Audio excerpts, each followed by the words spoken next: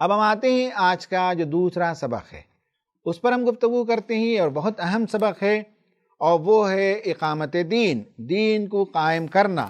یہ حکم اللہ تبارک و تعالیٰ نے ہر صاحب کتاب نبی کو دی ہے۔ جب جب اللہ تعالیٰ نے انبیاء کو بھیجا، نبیوں کو بھیجا، ان کے ساتھ کتاب کو بھیجا، ان کے ساتھ ایک شریعت دی، ان کے ساتھ ایک قانون کو بھیجا، وہ شریعت اور قانون خوش الہانی سے پڑھ کر جزدانوں میں لپیٹ کر رکھنے کے لیے نہیں، دنیا میں نافذ کرنے کے لیے اللہ تعالیٰ نے ان شریعتوں کو بھیجا۔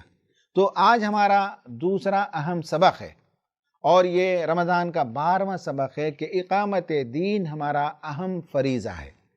دین کو دنیا میں قائم کرنا، دین کو دنیا میں نافذ کرنا۔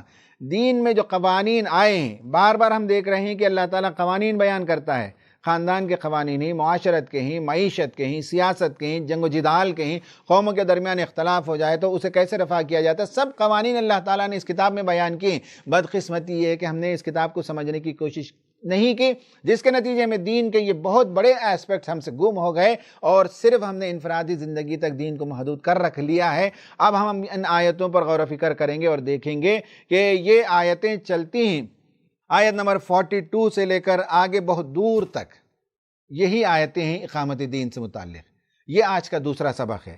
اس میں آپ دیکھیں گے کہ اللہ تبارک و تعالیٰ نے بنی اسرائیل سے کہا وَمَن لَّمْ يَحْكُمْ بِمَا أَنزَلَ اللَّهُ فَأُولَٰئِكَ هُمُ الْكَافِرُونَ، بنی اسرائیل سے کہا وَمَن لَّمْ يَحْكُمْ بِمَا أَنزَلَ اللَّهُ فَأُولَٰئِكَ هُمُ الظَّالِمُونَ، نصارہ سے کہا وَمَن لَّمْ يَحْكُمْ بِمَا أَنزَلَ اللَّهُ فَأُولَٰئِكَ هُمُ الْفَاسِقُونَ، نبی کریم صلی اللہ علیہ وسلم سے کہا فَاحْكُمْ بَيْنَهُمْ بِمَا أَنزَلَ اللَّهُ وَلَا تَتَّبِعْ أَهْوَاءَهُمْ۔ یہ آیتیں بتاتی ہیں کہ اللہ نے جو قانون بھیجا، جو شریعت بھیجی ہے، اس کے مطابق دنیا کو سنوارو۔ کار جہاں بانی تمہارا فریضہ ہے، دنیا کو سنوارنا تمہارا کام ہے۔ ان شریعت کے قوانین کے مطابق عدل و انصاف کا قیام، امن و امان کی بحالی، انسانیت کی سر بلندی اور سرخروئی اسی میں مضمر ہے۔ یہ کام ہماری دینی ذمہ داری ہے اور اولین ذمہ داری ہے۔ اور اللہ تبارک و تعالیٰ نے اہل کتاب کو بار بار کہا کہ فَلَا تَخْشَوُا النَّاسَ وَاخْشَوْنِی، لوگوں سے نہ ڈرو کہ لوگ کیا کہیں گے۔ اس جدید زمانے میں تم آؤٹ ڈیٹڈ باتیں کرتے ہو، اس جدید زمانے میں تم خدا کی بات کرتے ہو، اس جدید زمانے میں تم ڈیوائن انجنکشنز کی بات کرتے ہو، ڈیوائن گائیڈنس کی بات کرتے ہو۔ لوگ کہیں گے، لوگوں سے ڈرنے کی ضرورت نہیں ہے، لوگوں کی بھلائی کے لیے تم کام کرتے ہو۔ انسانیت کی فلاح کا ایک بہت بڑا پروجیکٹ ہے جو اس وقت تمہارے ہاتھوں میں ہے، ان سے نہ ڈرو، مجھ سے ڈرو۔ وَلَا تَشْتَرُوا بِآيَاتِي ثَمَنًا قَلِيلًا، اور ہم نے جو آیتیں بھیجی ہیں اسے دنیا کے چند سہولتوں کے لیے، دنیا کے چند عہدوں کے لیے اور چند چیزوں کے لیے کمپرومائز مت کرو۔ بیچو نہیں خدا کی آیتوں کو، اسے نافذ کرو دنیا میں۔ اور بتایا اللہ تبارک و تعالیٰ نے کہ ہم نے وَكَتَبْنَا عَلَيْهِمْ فِيهَا، ہم نے انہیں ان کی کتاب میں لکھ رکھا ہے یہ اور یہ اور یہ قانون نافذ کریں۔ یہ انسانی جان کے پروٹیکشن کے سلسلے میں بھی ہے، سیاست کے سلسلے میں بھی ہے، معیشت کے سلسلے میں بھی ہے، لا آف ریٹریبیوشن بھی ہے۔ ان سب پر اللہ نے کہا کہ ہم نے ان کی کتاب میں لکھ رکھا تھا، اور جو وَمَن لَّمْ يَحْكُمْ، جو اس کے مطابق فیصلہ نہیں کریں گے، وہ فاسق ہیں، وہ ظالم ہیں، وہ کافر ہیں۔ اور کہا کہ لوگوں کی خواہشات سے نہ ڈرو، اتباع نہ کرو، جو اللہ نے نازل کیا ہے اسے دنیا میں نافذ کرو۔ اس میں انسانیت کی بھلائی ہے، ساری انسانیت کی بھلائی ہے، کسی ایک قوم، کسی ایک ملت کی نہیں ہے۔ اور اس کے بعد اللہ تبارک و تعالیٰ نے بنی اسرائیل سے کہا، اسی پارے کے اندر، اسی صورت میں آگے اللہ تبارک و تعالیٰ نے ایک بار نہیں 2 مرتبہ فرمایا وَلَوْ أَنَّهُمْ أَقَامُوا التَّوْرَاةَ وَالْإِنْجِيلَ وَمَا أُنزِلَ إِلَيْهِم مِّن رَّبِّهِمْ۔ آپ اسکرین پر دیکھ سکتے ہیں، یہ آیت نمبر 66 ہے۔ قرآن کہتا ہے لَأَكَلُوا مِن فَوْقِهِمْ وَمِن تَحْتِ أَرْجُلِهِمْ، اگر اہل کتاب تورات کو قائم کرتے اور انجیل کو قائم کرتے اور ان کتابوں اور ان تعلیمات کو قائم کرتے، دنیا میں امپلیمنٹ کرتے، نافذ کرتے، مینیفیسٹ کرتے جو اللہ تعالیٰ نے ان کی طرف بھیجی ہے، لَأَكَلُوا مِن فَوْقِهِمْ وَمِن تَحْتِ أَرْجُلِهِمْ، تو ایسا ہوتا کہ آسمان سے رزق برستا، زمین اپنے اندر سے رزق ابلتی، اور دونوں طرف سے لوگوں کے لیے وافر رزق کا انتظام ہوتا، اللہ کی باؤنٹیز انہیں ملتی، اللہ کی خوشنودی انہیں ملتی، اللہ کی رضامندی انہیں ملتی، اللہ تعالیٰ کی طرف سے اس دنیا میں بھی انہیں انعام سے نوازا جاتا۔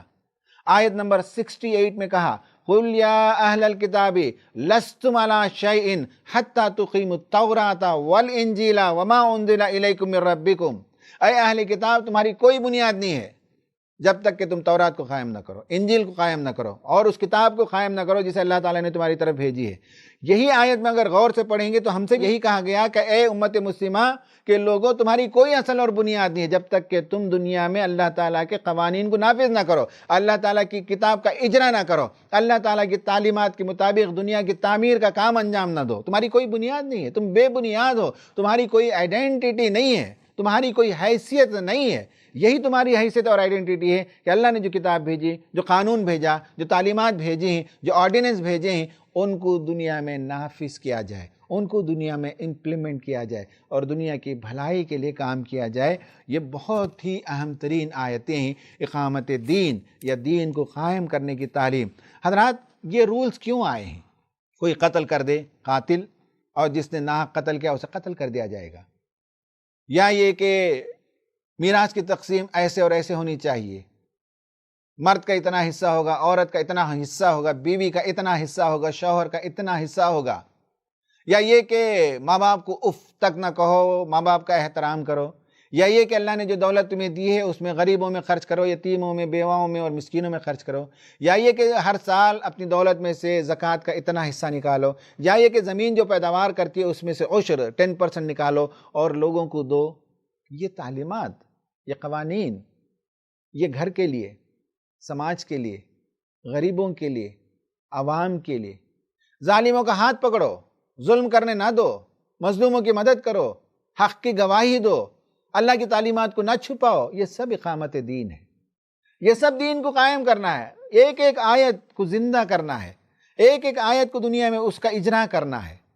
یہ تعلیمات ہمیں بتاتی ہیں، یہ اقامت دین ہے۔ اور یہ قوانین، رولز آر ایسینشیل۔ کوئی بھی سماج، کوئی بھی ادارہ، کوئی بھی اسکول، کوئی بھی حکومت قوانین کے بغیر کیسے چل سکتی ہے؟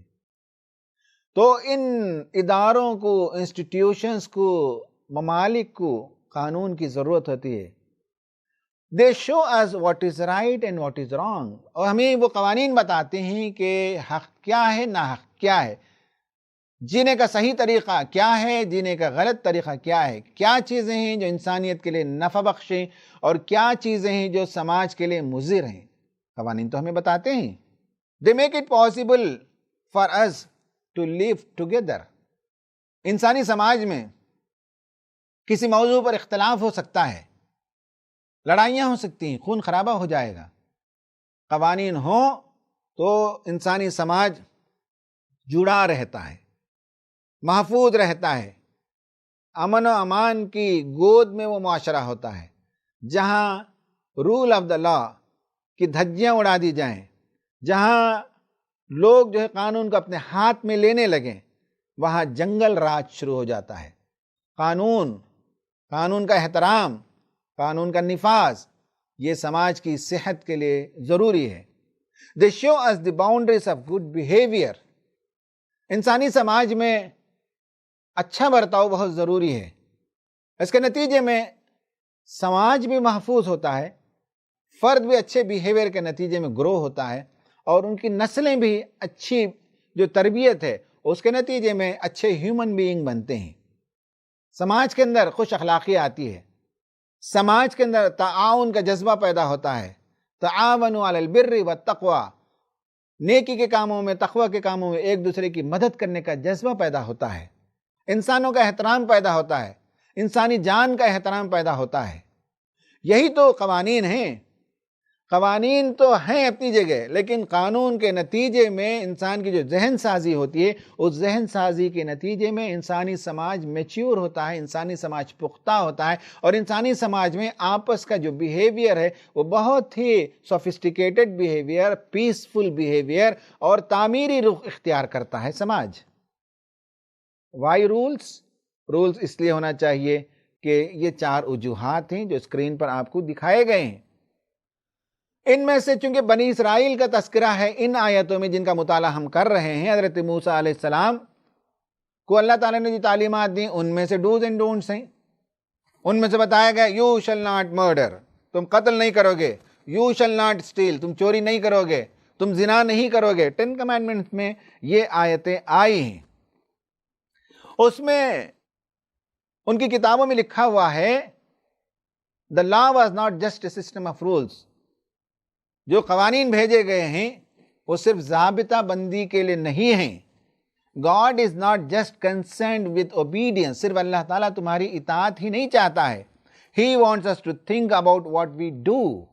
وہ چاہتا ہے کہ تم غور کرو کہ تم کیا بن رہے ہو. تم بلندی کی طرف جا رہے ہو، انسانیت کی معراج پر پہنچ رہے ہو، یا پاتال کی طرف جا رہے ہو. یہ قوانین کے ذریعے سے ہمیں پتہ چلتا ہے کہ انسانی سماج کدھر جا رہا ہے.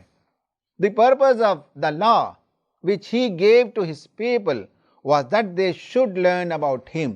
اور ان قوانین کے ذریعے خدا کی صفات کا ادراک ہوتا ہے، خدا کی صفات کا پرتو ہوتا ہے. خدا رحمان ہے، خدا رحیم ہے، خدا محبت کرنے والا ہے، اور خدا کے جتنے جمالی صفات ہیں ان سب کا پرتو انسان اپنے سماج میں کرے تو سماج ترقی کرتا ہے. اس کے لیے اللہ تبارک و تعالیٰ نے یہ قوانین بتائے ہیں.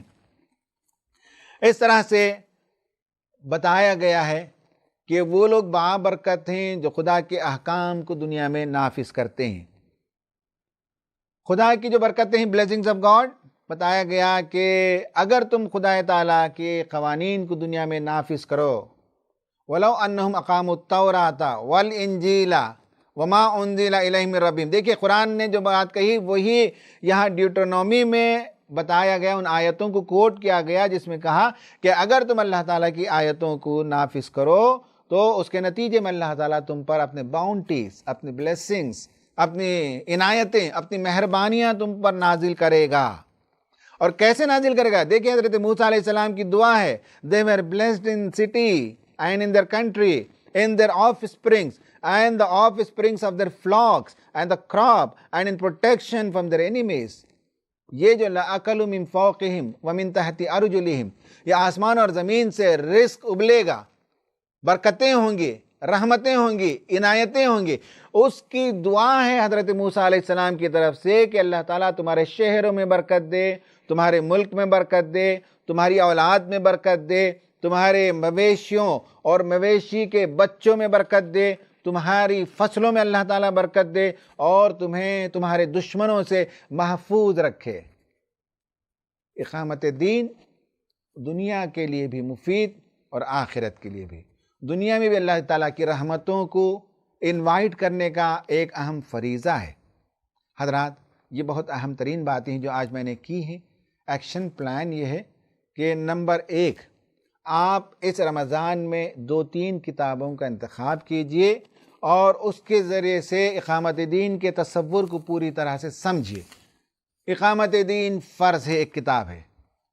فریضہ اقامت دین ایک کتاب ہے، اور اقامت دین کی شاہراہ ایک کتاب ہے. بہت سی کتابیں ہیں اس سلسلے میں، ان کتابوں کا مطالعہ کیجیے. نمبر 2، اقامت دین کے لیے جو تحریک، جو تنظیم کام کر رہی ہے اس سے وابستہ ہو جائیے، اس سے اپنے آپ کو لگائیے. اس کام میں اپنا چھوٹا سا یوگدان، اپنا چھوٹا سا کنٹریبیوشن دیجیے، اپنا حصہ لگائیے، اور پورے بڑے کام میں آپ کو بھی اجر ضرور ملے گا. یہ ہماری دینی ذمہ داری ہے، یہ ہمارا امت کا فریضہ ہے، یہ ہمارے ایگزسٹنس کا میننگ ہے. اللہ تعالی ہمیں توفیق عطا فرمائے. آمین. وآخر دعوانا ان الحمد للہ رب العالمین.